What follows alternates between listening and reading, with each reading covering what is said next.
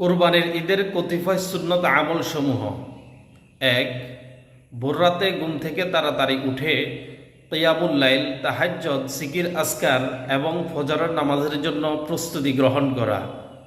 ২. মেসওয়াক ব্যবহার করা। ৩. গোসল করা। ৪.